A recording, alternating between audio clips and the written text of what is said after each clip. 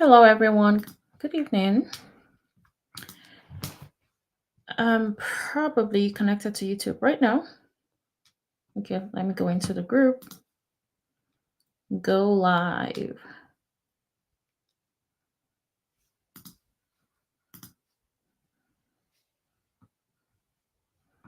Hello.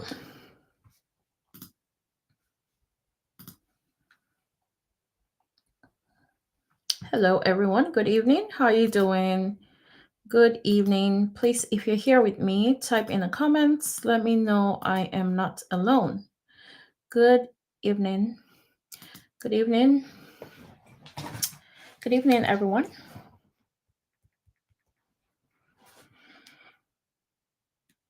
Hello. Good evening. Hello. Please type in the comments. Say hi. If you're here with me, good evening. I can see some of you guys on Instagram. And let's see what's going on Facebook. My group. Hi, Facebook folks. Good evening. How you doing? If you're not on the group, Acquire Real Estate Investing, Acquire Real Estate Investing for Newbies. It's a group on Facebook of over 3,000 people. And it's a pretty, I'll call it close knit because I pretty much know a bunch of people in there. And they're able to reach out to me at any time. So, yes, join that group because it just has this community way of life on there. So, good evening. How are you all doing? Welcome to this live session. I'm also trying to set up on my end, and so you can see me looking downwards a few times. Please, if you're here, sorry. Okay, Margaret, say hi, Margaret. Hi, Meg. Good evening. How you doing? Okay, we didn't do a lot of announcements for this live. Like we didn't send out the emails and stuff, but that's okay. And it would just be a quick, intimate one. Hopefully, how you doing? All right, we are live. Please, if you're here with me, kindly type in the comments your name, where you're from, what state you're from. It's been a little bit. I have been very busy, like some of you guys have been as well. And so, anytime we have an opportunity like this to chat is great. I don't take it for granted. So, please tell me if you're here with us. And yeah, let's get a discussion going. All right, let's see. Maybe, Meg, do you think we should wait a minute more or just kick it off from here? Let me know if we should get things started. Okay. Okay, so yeah, and just in the spirit of chatting, we just concluded our summit for 2025. It was amazing. Very, very, very engaging, very beautiful. We had people come over to Connecticut from out of states, Maryland, Massachusetts, New Jersey, New York, Texas, Maryland, pretty much name it. And we did property tours, we did an award nights, we did workshops. It was a great event. And I think the biggest part is putting a footing, more like a foundation on what you're doing as a real estate investor. Why are you doing all of this?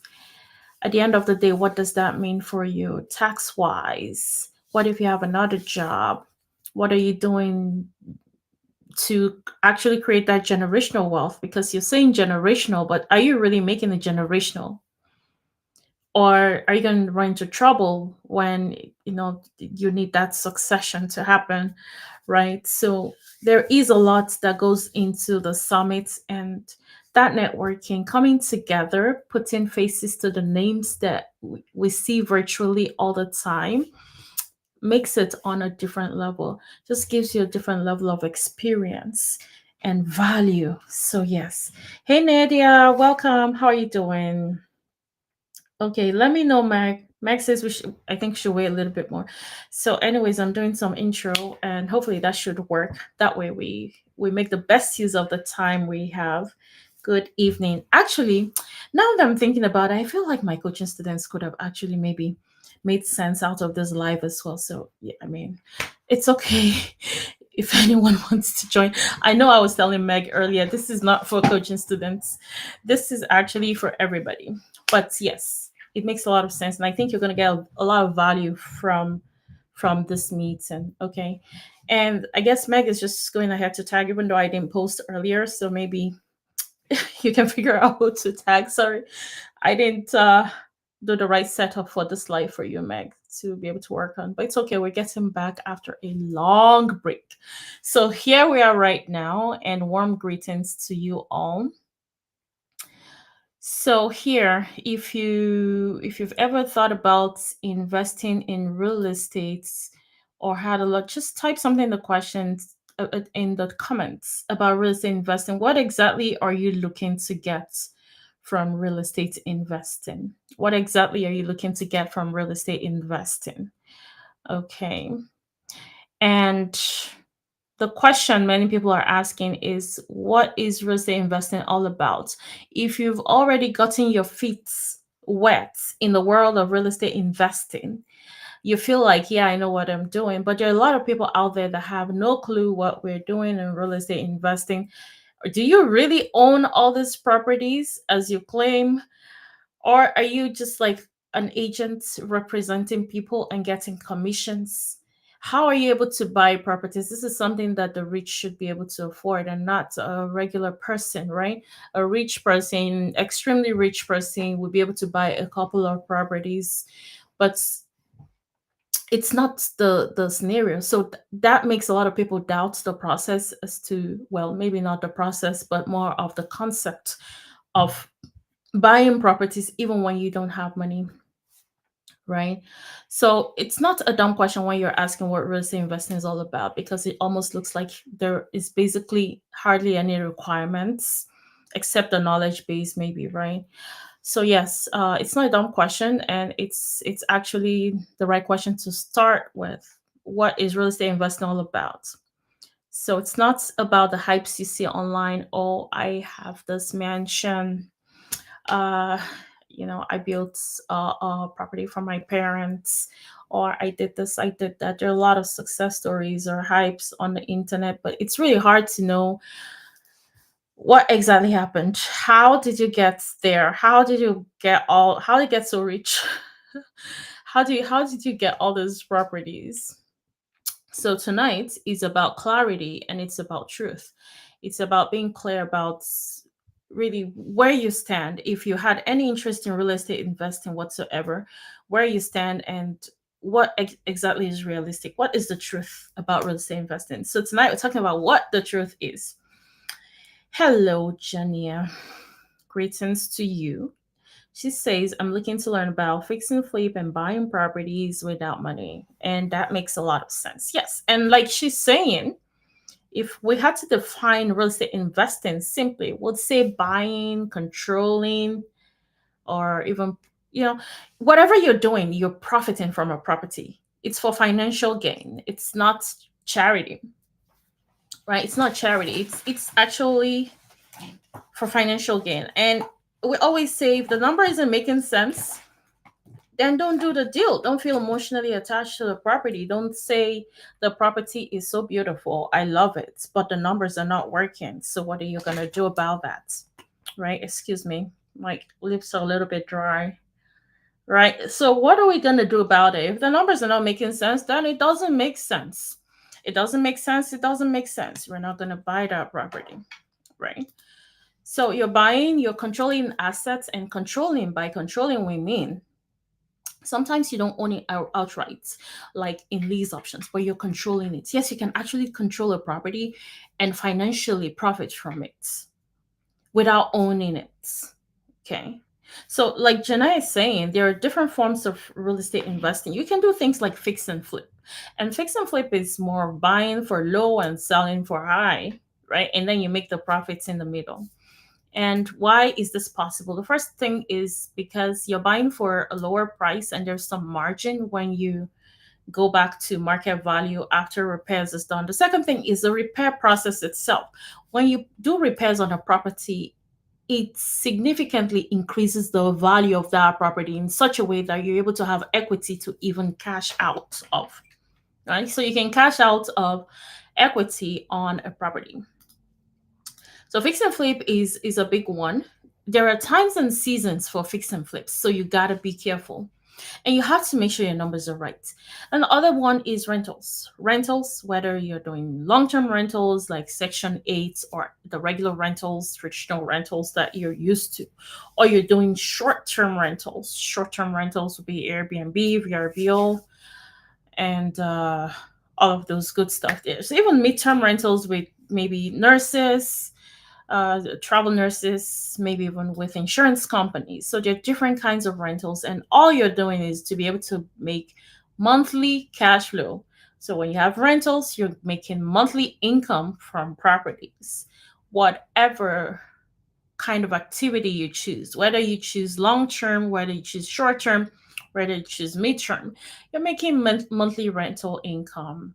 And the whole point is you want to, whether as a side gig, you want to have that additional income coming, or maybe you're looking at growing your income base from rentals to such a level that you don't need your 9 to 5 income anymore. And that's pretty good. It means that you're creating more time to work on your business, to grow your portfolio, and to grow bigger and stronger, which is not a bad thing. So, after sacrificing so much time working for other people's company and doing what you're asked to do, now you can take time out and work for yourself and do what you really want to do for yourself, for your family, and your legacy.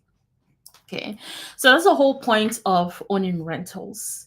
And the other thing some people do is wholesaling. And wholesaling is pretty beginner friendly. And I'll tell you the pros and cons. So wholesaling means that you're not actually buying the property, but you're more like someone who puts a contract on the property to buy, and you assign that contract to another person and you get a fee for doing that. And by fee, we mean thousands. So you're making thousands of dollars by finding the right properties with the right numbers. Okay. And for that, you need to understand the numbers so that your end buyer can buy. Because if your end buyer isn't buying, then you're not going to make money. And it means you calculate it wrong. So one thing you need to be aware of is know how to calculate or know the numbers on a property, right? The downside of wholesaling is that you need to continue to find properties. So your job is really finding on a daily basis. You got to find. If you're not finding properties, you cannot make money. That's wholesaling for you. If you're not finding properties, you cannot make money if you're wholesaling. Okay. And the other thing is, cash not refinance, we'll call it BRR, and I also call it, I personally call it rapid cycle, where you can put money into a property, you pull that money back out, the property continues to produce monthly income for you, right? So that is BRR. And then you can do partnerships with people, you can do joint ventures. Maybe someone has the knowledge and information, you partner up, you have the money, you're doing that deal. Or maybe you have the knowledge and information and you partner up with somebody else that has the money and they're basically sponsoring the deal, and you guys are splitting your profit 50-50. Why would they sponsor the deal? Because their money is sitting down doing nothing. They'd rather get a bite of your cake, right, than nothing from that money sitting in the savings and hardly producing anything. So yes, there are people realistically who you are going to show those deals and you're going to fund it, right? So that's how partnerships work. You also have creative strategies, like we said, lease options. There are also things like subject to a lot of other stuff that we're not going to get into today, or even things like seller financing, right? So the whole point is you don't need to do everything. You just need the right strategy. Okay. You just need the right strategy for your goals. Now, the question would be, what is your goal? What exactly is your goal? So maybe you're thinking you want to do a side gig. Maybe you have a full time job right now. You want passive income, or maybe you want tax strategy because you make a lot of income. But when you're talking taxes, it's just a different ball game. Maybe you're falling into that middle class where it's it looks like you're making money, but you're not making money because everything goes into taxes and expenses, right? So the lower class are getting all these perks, they're getting free insurance, they get free food and free housing and all of that stuff. And you're working so hard and it looks like you're even at six figures, but it's hard to show that, which is a crazy place to be. And then you have, you know, definitely a higher income earner than middle class, right? Which is a way better place to be because for the most part, many times you're able to take advantage of different tax strategies. Okay, the way to really take advantage of tax different tax strategies and to save money on taxes is really to have that LLC, to have your business. Otherwise, you would be overpaying in taxes, you would be paying too much, and you would be the one who's working hard for the country. You're if you're middle class, you're basically the horse. You're basically the donkey of the system because that's just how the system was designed. So you have to really figure it out. Not just building passive income on the side or income that's reliable afterwards, but really to think about how you have been accumulating. I won't call it wealth because if you don't work, it's not going to work. It's not going to, you're not going to get anything. But how have you been accumulating your income? Right? So you have to think about that. What can I do to make sure that I'm keeping more of the money that I am making? This is very sensitive and it's very important to take care of. Maybe you're thinking real estate investment can at some points be your full time uh, job or be everything you do. Basically, you're no longer working 9 to 5, you're no longer an employee. Maybe you are even at that point where you employ people instead under your business. Extremely possible. I am an example. Within a year, I know I put in the work, I forced my way through, but it worked out, right? So if you had more than a year to do that, why not? You wouldn't have to stress out like I did, right? Why not? Right? If I could replace my 9 to 5 income in 1 year, then I'm sure you can do that regardless of how much effort I put in. If you had more time to build that legacy, I'm sure you can, right? So for some people, that's really where they're looking. However, other people really love what they're doing. They love their job. They're going to hang in there and they just really want to build something on the side and for the future, which makes a lot of sense. So you're going to ask yourself, what exactly is my goal? Where do I really want to go with real estate investing? Why choose real estate investing out of all the options that we have going on? There is Amazon drop shipping, there is e-commerce, maybe affiliates marketing. There are the multi-level marketing where you sell a product and all of that stuff. But sometimes you actually have to write down what you're doing. Why am I choosing real estate investing over all of this? What do I picture for my life and for my growth? Right. So at that point where you're full time into your business, you're putting in a full time energy. Yes, you determine when you work.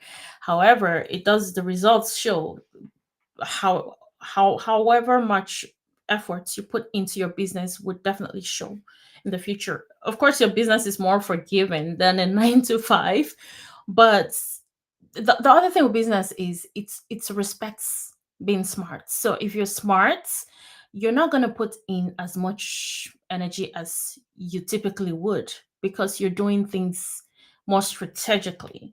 You're outsourcing things, you're focusing on systems, you're building teams, you're scaling. Okay. So at that point, full time, you're reinvesting some of your earnings to continue to grow your business. So all those parts are definitely right. Now, let's talk about the elephants in the room: realistic results, timelines. I know that my timeline may be too drastic. Like, how do you replace your entire 9 to 5 income in 1 year? I get it, right? So that might be more of an extreme, maybe. There are people who have done. Actually, I remember Eunice in our program, who um a pharmacist as well, but she didn't quit her job. She continued to do her 9 to 5, and within a year, when we came for our coaching call, we were talking about her assets. And at the end of that call, we saw that she was at $4,000 monthly in income, and she already had accumulated $1 million in her portfolio within 1 year. But still working, right? Still reinvesting the profits. So everybody's goal is different, everybody's strategy is different. So I can't tell you that you cannot do this in 1 year. You could, but you have to organize yourself. And if realistically for you and for where you stand right now with how much time you have, you're thinking 2 or 3 years, it makes sense, right? There's hardly any business that can give you that kind of financial freedom within a short period of time. But there are definitely things to do, and there's patience to have. Your first deal can happen within I mean, from 6 weeks upwards, realistically, a month, 6 weeks. My first deal happened in 6 months, right? A long time. But these days, it doesn't even have to take you that long, right? If you're following the right process, if you're following the right systems, you can definitely build a solid portfolio between 2 to 5 years. It's, you know what? I'm going to show you something right now. Consistency is the goal, not speed. So I'm going to share with you an Excel sheet that I created today, because I was trying to picture what what happens when you invest in real estate. Like, how is this affecting your future? How is this contributing to your future? This sheet is actually fire. I verified the numbers. I'm like, this makes sense. So let's see if I can share my screen here. And I'm going to tell you what I have here in a moment. And I definitely have to share this with my coaching students. But I mean, at the end of this call, if you're commenting, if you're staying to the end and you comment, you're going to get this sheet for free. Okay, so here we are. And what we have here is, if you see a yellow, and you learn in coaching, when you see yellow, it means that you can touch it. If there's anything that's not yellow, don't touch it. That's our own rule. Okay, so yellow means you can touch. So here we're asking you, what is your yearly goal at retirement? Yearly income goal. How much do you want to make yearly? I don't know where you're at. I don't think a lot of people want to make 400K yearly as retirement. But if we reduce this to, let's say, 100,000 yearly, we don't know how much things are going to be, how expensive things are going to be at that time yet. But we can kind of just look at where things are at right now. And the good thing is, by the time you get there, properties, rents increase, everything really matches whatever is happening in that economy. And that's one good thing about real estate investing. You're not stagnant like in savings, where you put your money into savings and the value actually reduces over time. It depreciates instead of it to increase in value. There's this small increments that's not matching inflation. Good thing about real estate investing is that it does match inflation. So that even when things are more expensive, the level of income you're making rises up to that expectation. So for the expectation for today's world at 100K per year for a retiree is pretty decent, but you can also adjust it as you wish. Okay, so let's say that let's say what's the average property value in your area? If the average property value in your area is 250,000, put that in here. So this is adjustable, this is adjustable. So we're going to change this to, let's just say 200K. I think 250 is okay, but 200K, let's just say we're changing the numbers here. 200,000 per unit. In most markets, I think average in the US probably around 300K. So let's just say 300K. There are some markets that are significantly lower, and there's some that are actually higher than that. Like California is definitely higher, right? So, how many years do you have left to retirement? So, let's say you're in your 50s, you're in your 60s, let's say you're in your 40s. I don't know how many years you have left to go, right, for retirement. So, let's see. Um, let's say you are 10 years to retirement. 10 years to retirement at this time. 2025, you're 10 years to retirement. And then we have cash flow. So per property, let's say you're renting out your property right now, and $500 per month on a single family is not a bad thing. It's average. It's like okay. I mean, with the high interest rates, it's pretty average. Sometimes you get less than this, depending on the deal, depending on the room, and depending on how much interest rate you're paying on the mortgage. But let's just assume that you're at a $500 monthly income per property. Okay. Your retirement is in 10 years. You want to make 100K per month at retirement. What should you do right now? So it's saying right now, recommendation for this year is buy two properties. So two properties per year will get you to this 100K yearly at retirement. You got to buy two properties, two rental properties every year.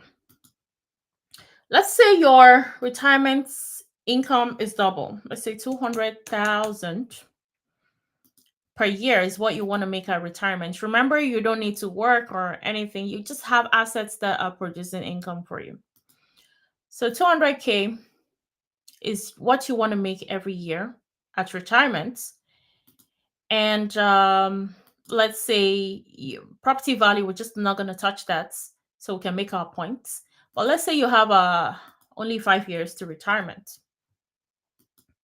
How many properties do you need to buy per year? 7 properties. Is this possible? Of course. Of course it is. Let's say you went on the lower range. Let's say you went 200K, maybe smaller properties because you're like, oh, it's going to be a lot. It's going to be a lot of money or whatever. And you are going to see, let's say we have less cash flow for some reason, 300 per month. So at this price point for property value, single family, you have 5 years to retirement. If your properties are only producing $300 in cash flow, you need 11 properties per year. You need 11 properties per year. And it kind of tells you how much equity you're building per property, right? So how much equity you have per property, right? At that point, per property. If you're doing 11 properties per year at 5 years, right? How much equity? This is a lot of money. Like you're making this. So we're saying 55 times 80,000 right now. I'm gonna calculate that. Let's see. Equals 55 times 80,000. That's 4 million, right? That's a lot of money in equity. So your net worth keeps increasing as you go. Even though you're only making 200K per year, your net worth is a lot more than that. Well, this is even actually very conservative, right? Because this has only factored that 3%, the initial 3%. So it compounds. So your net worth is definitely over 4 million at that point, definitely over that. Now, how long can you save from your job to be at 4 million in net worth at retirement? Okay, let's say we don't want to do so much. Let's say we're actually making more. Let's say 600. There are people who make $1,000 per property. There are people who make more. If you have an Airbnb, let's say you're at $2,000 per month per property. You only need 2 properties a year to be at 4 million at retirement and 200K yearly income. So you're not one of those people who are waiting for social security. Even if you only did one property a year, let's say you're so bad at this cash flow game and you're at 250, but your yearly retirement income is 100K. Let's say you have 10 years to retirement. You only need three properties a year. Even if like the properties didn't give you a lot of profit, it didn't do great. You only need three properties a year. Is this making sense? So you have to plan your life because the days go by fast, the years go by fast. Before you know it, you're 45 years old, you're 50 years old, you're 55, you're 65, you're 75, and you're facing the real life at that point, maybe even from 65. And some people earlier, if you wanted to retire earlier and just mind your own business, do more productive work, then you got to come back on this calculator and see where you really need to be at. Where do you need to be at? Are you at your goal? Are you doing enough deals? Are you buying enough properties? Are you holding enough properties? Or you've just been flipping away, right? So this is actually very important.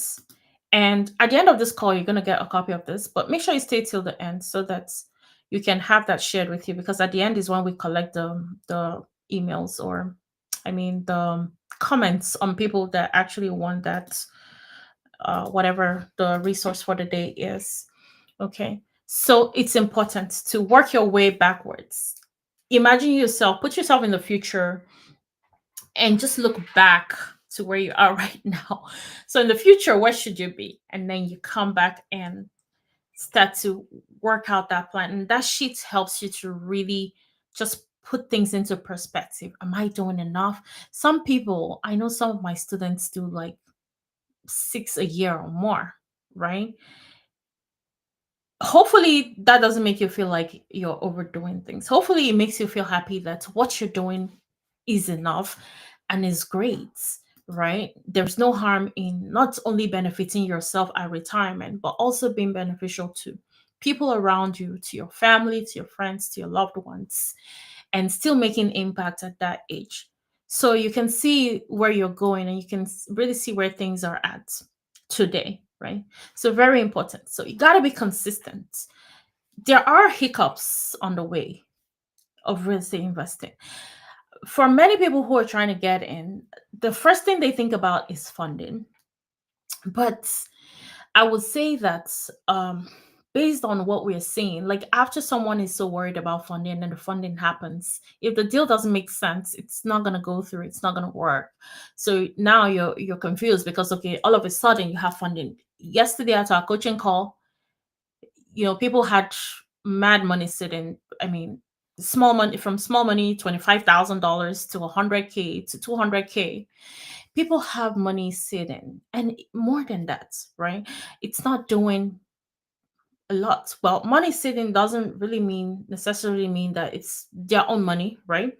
It's money that they've learned to get to be able to invest. They go through their training on business credits, business loans, everything business, and they just have access to funds, right? And when we're talking no money down or no money out of pocket, those are the things we're talking about. And the reason why real estate investing is very newbie friendly, because the funding, you will come to realize, is not the most challenging part of real estate investing. The hurdle that you're going to need to cross is the deals, the right deals, making sure you're analyzing them correctly. And that's why you need to get help if you need help. Okay. Making sure your numbers are making sense, making sure you're not running into trouble because you're trying to make money, right? So that's very important, because you don't want a flip story. You really want it to be a success story where you've successfully installed one property, two properties, three properties, and more properties. Okay. So people are afraid of financial risks. People are afraid And you should be afraid of financial risk. You should be afraid of miscalculating your repairs or overpaying on properties. Maybe you're paying too much in the beginning.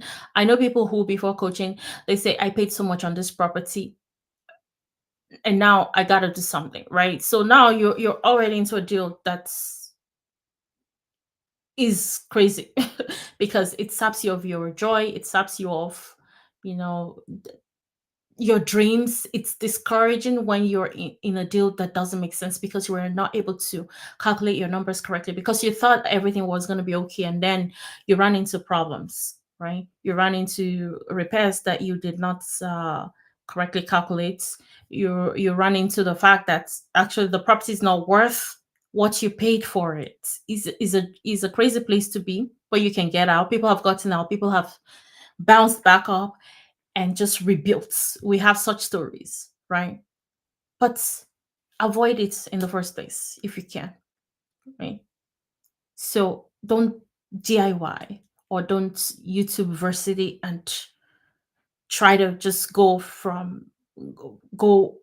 to work based off of different forms of guidance in little pieces. Because when someone is giving you guidance, a quick guidance within an hour or what have you, and then you go to somebody else within an hour, quick guidance here and there, they haven't actually landed on their main points, and where they're picking up their structure from is different from where the other person picks up the structure from. So they haven't completely guided you through the entire process, and so you find that you have some information overwhelm. um, you have too much going on, overload in your head, you can't even act. And a lot of people feel that way. So you need to go through that process step by step. A lot of people are very emotional about this. Maybe you are afraid, that fear of, oh my goodness. And I'm going to say this because I've seen even people in coaching being afraid, and what we always say is just do it regardless. It's like when you're trying to talk on stage. If you're someone that talks on stage here, let me know if you talk on stage. If you want to type that in the comments. You talk on stage and you people think maybe you're pro at it, right? But each time you're going on stage, you still have that chest beats going on. You have your heartbeat is loud, you're like, oh my goodness. And then you get over it as soon as you get started talking, right? It happens all the time. So the only way to overcome that is with practice, is with stepping out while you are afraid. Stepping out, making a step while you are afraid. There is no magic that can save you out of that situation except you step out while being afraid.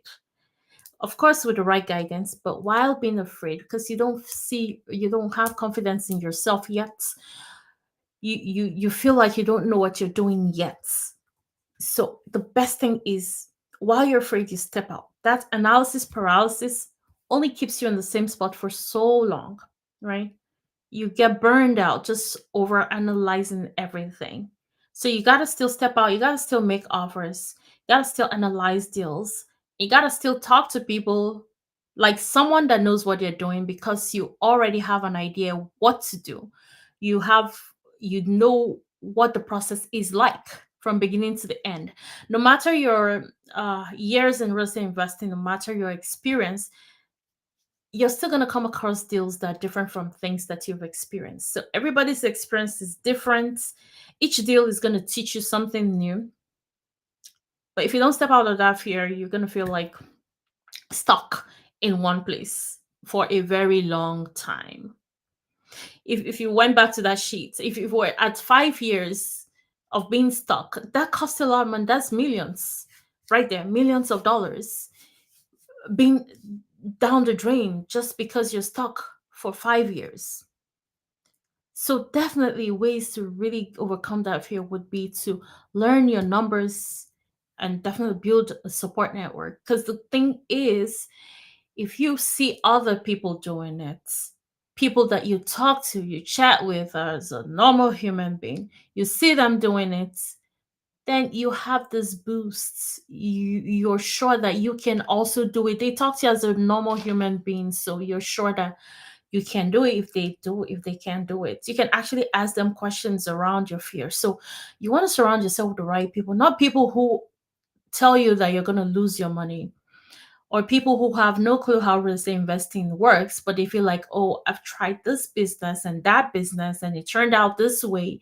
And you're holding on to the experiences and making that define you as a person and define your own future experience.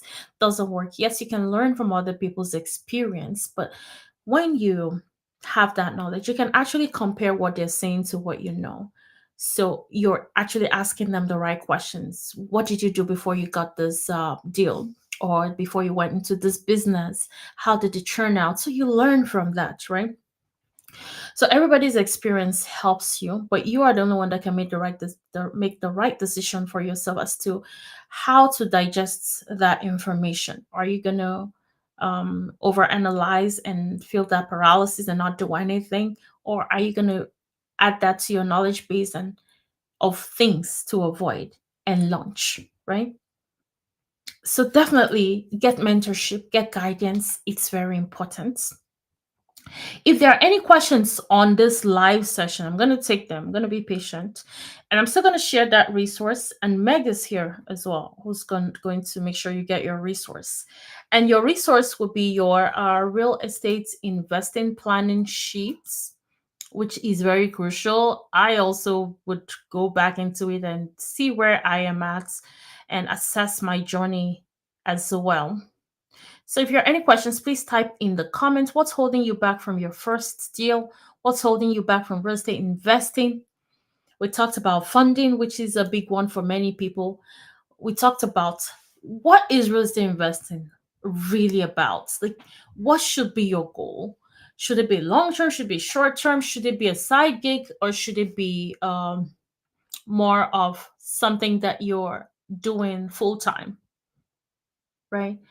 So those are things that we've covered to define your goal, to make sure you're defining your goal, to make sure you understand the strategies and understand your numbers and manage your risks with education, definitely, and guidance. If you don't have education, please don't go make an offer on a property because you don't know. You don't know. So you want to make sure that you definitely have that. If this has helped you, share it. Definitely tag someone who has been talking about real estate investing. Share the group with them. Make sure they join us so they can get educated and get all the information they need and resources as well. Okay. And if I don't see any questions in the comments, I'm just going to say you guys can go ahead and type in the comments. What are you guys going to type in the comments? Invest. How about we type invest in the comments? If you want the sheets, I'm just going to share that sheet again. And basically, this sheets you get it for free, and you can update the numbers here to say what your yearly income goal is at retirement, how much you want to make at retirement. So if your yearly income goal at retirement is 150,000, um you can see how many properties you need to start buying. Okay, so for the year, recommendation for the year would be 5 properties per year, right? You want to make this amount. But also, we're seeing how your equity is increasing, 110,000 per property. And at that point, if you're doing 5 properties a year for 5 years, 50 properties, 50 times this, 50 times 110,000. I wonder what that is. I'm not going to calculate it. But it's in millions, right? It's in millions. So your equity also increases. Anyways, type invest in the comments and Meg is going to get that across to you. If you're on Instagram, type invest in the comments. If you're on Facebook, type invest in the comments. If you're on YouTube, which is interesting, YouTube, I feel like we'll always get the comments later. If you're on YouTube, please type invest in the comments as well, because I'm not even able to actually see the lives on there. And I know because within the group, I know a lot of people didn't get the memo because we didn't announce it as usual. So we're gonna see those comments also rolling within the group, but with the lives on Instagram, it's just probably gonna disappear after this session. So type invest in the comments if you want that resource, and we're going to call it a night. If you want to join coaching, definitely yeah, type invest as well, and we'll figure it out from there. If you want to join coaching, if you want to explore coaching, if you want to get the journey started, type invest in the comment. We're just going to send to everyone, and then we'll follow up with that conversation. If you, or you can follow up with that conversation when we contact you with the resource on coaching. With this, I believe we have come to the end of the live session tonight. It was nice being here. Thank you for participating. Thank you for watching. Thank you for being here. Thank you for reconnecting with me, because I have not been here for a long time. And